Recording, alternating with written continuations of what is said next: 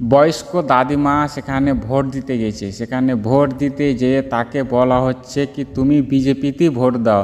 সে বয়স্ক দাদিমার কথা হচ্ছে এটাই, আমার ভোট আমার মর্জি, আমি যেখানে মর্জি আমি সেখানে দিতে পারি। সেখানে কি ঘটনাটি ঘটেছে চলো আমরা সবাই মিলে জানি। যেখানে করে গেছি কয়টা বিজেপি ভোট মারেন, আমি জানি যেখানে আমার দিয়ে ভোট আমার ইচ্ছাই দিব না। হ্যাঁ, কে বলছে বিজেপিতে ভোট মারে? ওই ইগুলা কোনগুলা? ওই পুলিশগুলা ওই বিএসএফ নাকি?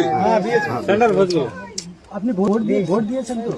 ভোট পরে দিছি তো, মারামারি ঘটনাটা হবার পর ছিলাম ভোট দিছি। হ্যাঁ, তারপরে আপনাকে যখন বললো বিজেপি কে ভোট দেন তখন কি বললেন আপনি? আমি কয় যে আমাদের এখানে মন আমি ওইখানে দিব না।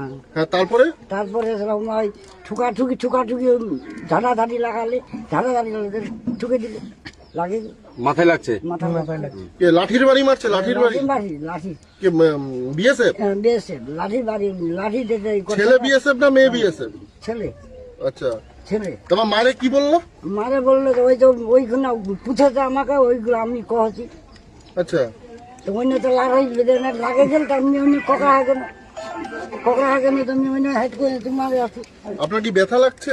দেখা লাগছে তো, আচ্ছা, দেখা লাগছে। ঘটনাটা কি হয়েছিল?